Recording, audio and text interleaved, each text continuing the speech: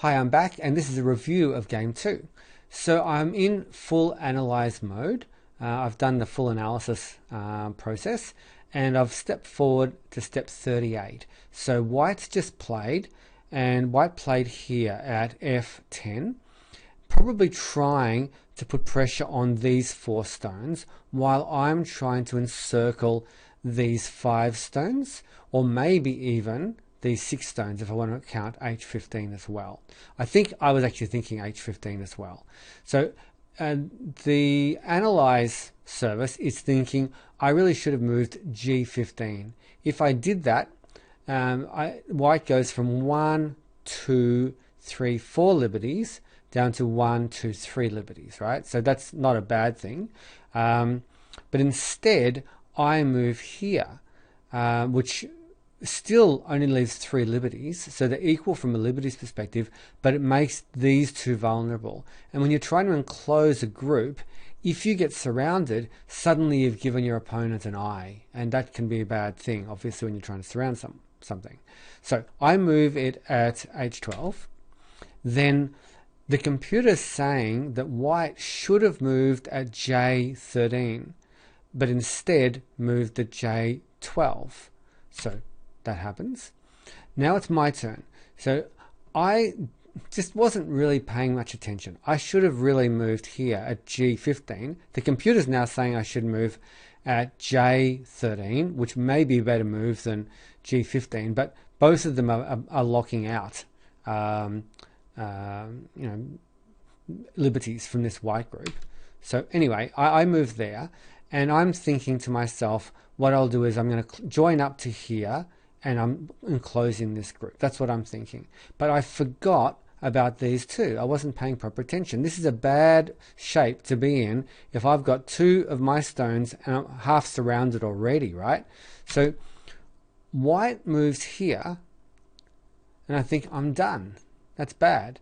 So I think, well, just in case, to maybe strengthen this area here, I'll move at J13. So at least, even though I've lost this, I haven't encircled this, I've got something to work with.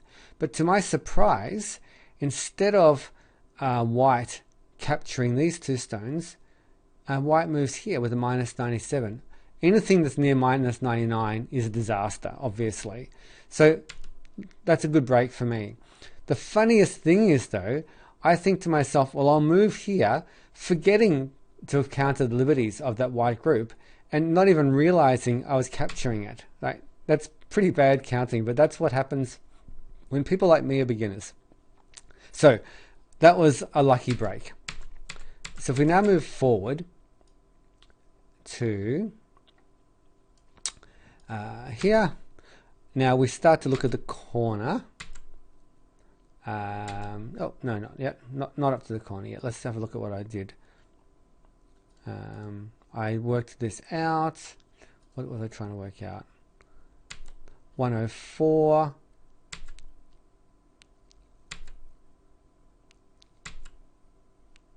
Trying to remember what I was trying to show here. Oh, that's right. I thought that I'd done a great job of surrounding this group of white stones, but I thought, I just looked and I saw 2 eyes. I thought, too late. I didn't manage to do it. He's alive, or white's alive. And I didn't realize that this is a false eye. So there's only 1 liberty here. Look, 4 stones, 1 liberty. So if I, instead of moving here, if I'd moved here, I would have taken the piece. Now, the irony of this is beginner's luck, a classic example. I didn't need to do anything here to capture this group. If I had moved here and then moved here, I would have captured these stones, but it would have cost me 2 turns. So I almost did myself a favor, which is crazy, by not realizing that this was a dead group.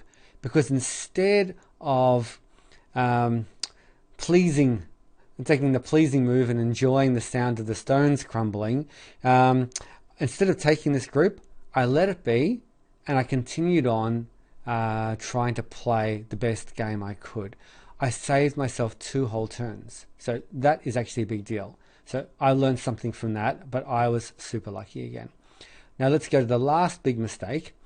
I managed to lock down this white group to a pretty small area that white could live in, but white didn't have the foresight to move in this position here at R19. If white had done that, then white lives. So that's good for me. But what I didn't realize is, I didn't realize it, but I didn't think about it at the time, is that I needed to finish what I'd started here. So if I had moved at S19, then there's only 1 liberty left for this whole group. So white can't even move here now, but I can at this move, and then that's mine. As it turns out, didn't do that.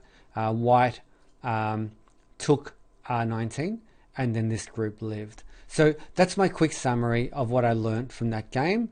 Best thing I learned was, when I've killed a group, just let it stay dead if there's nothing that can be done, if there's no funny codes or anything that's going to impinge on it. Let it be dead and just get on with the game, and don't throw away 1 or 2 moves. That's probably the big thing. And when a group is effectively dead, actually kill it, because that could be undeaded with the move that was done. So hope you enjoy this game, and see you next time.